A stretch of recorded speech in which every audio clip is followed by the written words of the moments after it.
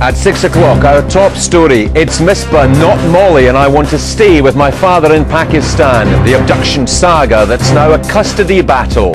I knew that my mum would miss me, but I missed my family in it. I'm Stephen Jardine. This is Scotland Today.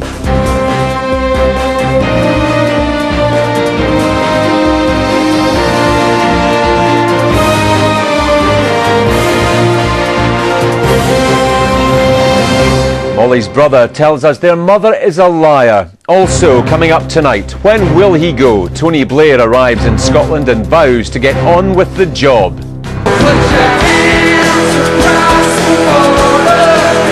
Why Robbie won't be able to entertain hundreds of fans at Hampden. And in sport, Ali McCoy's live on Scotland's chances ahead of the Euro clash with the Faroes.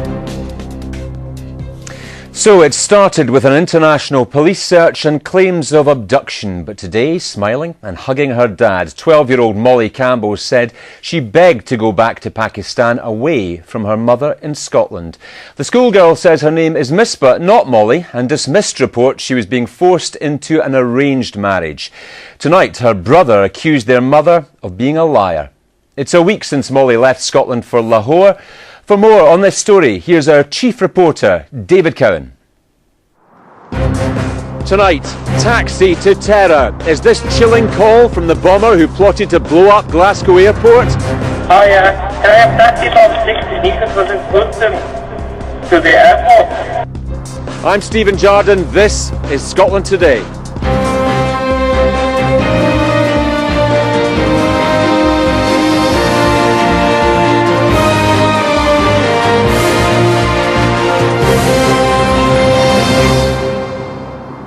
The three medics detained by police are transferred to London. A fourth man remains critically ill in hospital. Two more are arrested in the north of England. Not in my name. Peace protesters blame attacks on Britain's role in Iraq war. And backlash. Muslim leaders condemn attacks on a firebombed family business. Good evening. The three medics detained over the attack here at Glasgow Airport have been transferred from Scotland to London, leaving behind them a fourth man who remains critically ill in hospital in Paisley. Now, for the first time this evening, we've been allowed close to the scene of the devastation. From here, you can see the barriers surrounding the fire damage and the smoke that billowed right up the front of the building. You can also see the concrete barriers now in place, perhaps a taste of life as it will be from now on at Scotland's airports. Well, today a tape recording of one of the men ordering a taxi to the airport has been uncovered.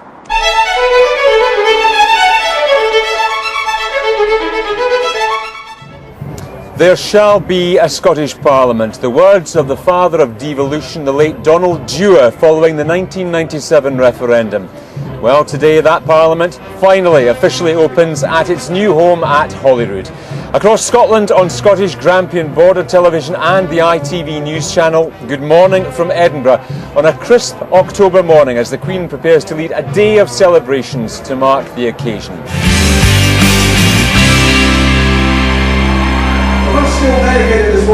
Good afternoon, it's D-Day, live across Scotland on STV and worldwide on the internet. Welcome to the Fruit Market in Glasgow, where the stage is set. In the next few minutes we will find out which city will play host to the 2014 Commonwealth Games. Stay with us for that announcement live. John Kerry's plan is to go ahead and declare victory. Becoming president takes millions of dollars and years of planning. The road to the White House isn't quick or easy. Given how close the race was the last time, this time the emphasis is on getting out every single vote. And that's the job of the massive party machines.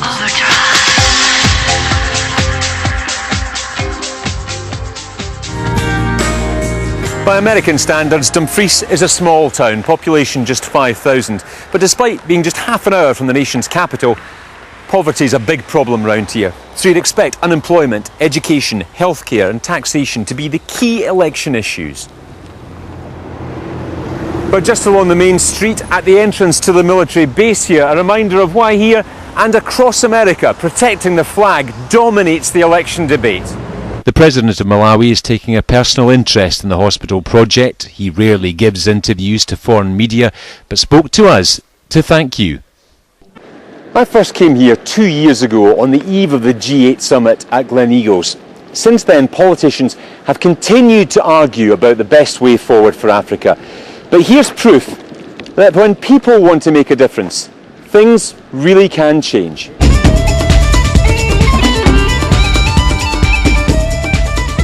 The fields of Bannockburn, the scene of Scotland's greatest victory over the English. This is where King Robert the Bruce sent Edward's army home to think again. And it remains at the very core of our sense of national identity. But what are the issues that concern the residents of modern-day Bannockburn? So this week, a poll revealed that only 22% of voters considered Tony Blair trustworthy following the death of government scientist David Kelly. At the same time, and worryingly for Scottish Labour, First Minister Jack McConnell admitted he's not been as successful as the Prime Minister in securing the public's affection. So can Jack McConnell really turn around opinion now he's finally got his own mandate to rule? In a moment, I'll ask the man himself, but first Heather McGinty reports on a 4-year plan and a £400 million problem. Well, First Minister Jack McConnell joins me now live in the 7 Days studio. Welcome to 7 Days, First Minister. Good to be here. I know you want to talk about policy, and we'll do that in a moment, but there's only one thing the people of Scotland seem to want to talk about at the moment, and that's the cost of the Scottish Parliament. It overshadows everything you try to do in terms of policy. Where's it ever going to end? Still looking and sounding good. That's your Scotland Today. Go behind the scenes on our video blog via the website if you have the chance. Late news just before 11. We're back here tomorrow at 6. See you then.